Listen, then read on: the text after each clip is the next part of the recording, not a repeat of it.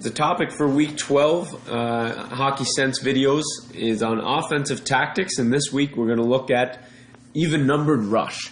So the last couple of weeks we spent diving into both the offensive and defensive side of 2-on-1s, and this week we're going to look at when you have an even number of offensive and defensive players, so a 2-on-2 or a 3-on-3 as an example of different types of rush scenarios. So a couple questions to consider off the bat here. Question number one, is it better to dump the puck in or to carry it in? And sometimes we think that if we're skating up and it's a 2-on-2 or a 3-on-3 and we don't have a chance to create an odd man rush, maybe it's better not to risk turning the puck over and we should dump it in behind the D and go forward check. And there's certainly a time and a place for that in the game. But a recent surge in advanced stats in hockey have shown that it's way more beneficial to try to carry the puck into the zone with control than it is to dump it in. And all kinds of different studies have been done and stats have been tracked, and it's more than doubles your chances of getting a shot on net or sustaining offensive zone time if you can carry the puck in rather than dumping it in behind the defenseman. So we're going to look at a couple entries where we do carry the puck in, or if it's a indirect play, it's not a dump in down low below the goal line, but rather a soft chip behind a defenseman that somebody can skate into.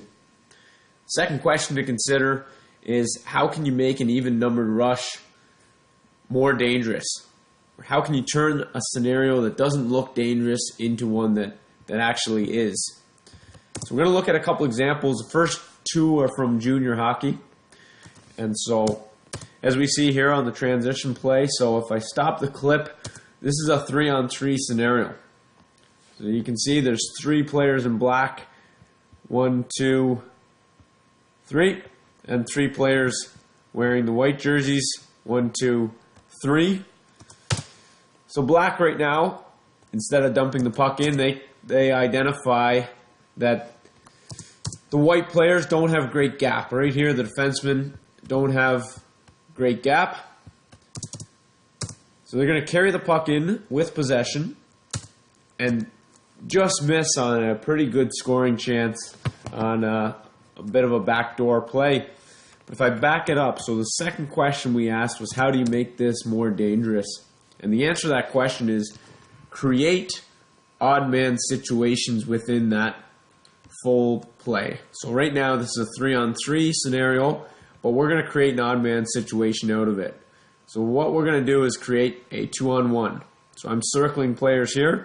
There's 2 black and 1 white player inside of that circle. So we've now created a 2-on-1.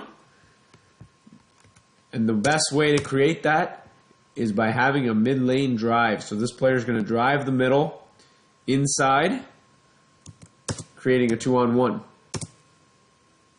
So now we see it's still a 3-on-3 scenario. This player here, and these players here. That's a 3-on-3. Now number 20 here in black is going to try to get above number 9 in white. If he can get on the offensive side, there would be a 2-on-1 created right here. And the only reason this doesn't result in a really good scoring chance or goal is the number 9 gets a stick on it. But the idea there was the 2 players in black try to create another 2-on-1. So again, as a reminder, the answer to that question, how do you make an even situation that doesn't look dangerous, is you have to create small odd man situations within that. So here's a play. Again, another 3-on-3 or 2-on-2 at the blue line here. And this is the difference between a dump in and a controlled indirect play. So here it's a soft chip behind the defenseman.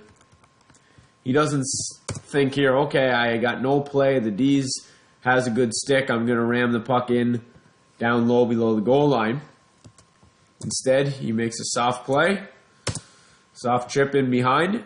So there's the first 2-on-1 that we see right here from that mid-lane drive again. And this time, number 20 in black here beats this player here up the ice. which creates a second short 2-on-1. The player ends up keeping the puck and shooting. Probably should have passed the puck in that situation and gave number 20 a good chance to get a goal. But you get the idea. Third clip. Sorry, I said there was 2, but there's actually 3 junior clips here. So the third one, it's actually a bit of an outnumbered situation right now. It's 2 black versus 3 white at the blue line. And I want you to watch. So this player now bumps the puck out, and he's going to drive in between the D. This is very important. A lot of players will either stay back here, which doesn't create an odd man rush if you have 2 players there and there, or they drive out here. And all that would do, if you drive wide there, is create this player here, 1 versus 3 white on the inside. So this player instead bumps the puck and is going to drive between the guys right there to create a 2-on-1 scenario. If I circle right there, we've 2-on-1'd this defenseman, shot, and a tip. Pretty dangerous scoring opportunity. The last clip we'll show you from 2 different angles is an NHL clip now. The same concept being applied. So here, it's really a 3-on-4, but exactly the same thing as what we just saw in the junior clip. Bump out, don't wait, drive in between. And by driving, we've created a 2-on-1, a tip, and a goal. You can see it very clearly from this other angle here. So the puck moves up. Number 52 bumps it wide and doesn't stay on the outside. He doesn't drive out here. He drives right down the middle, creating a 2-on-1 on that defenseman. Gets a stick on it for a good tip. So how do we make those situations dangerous?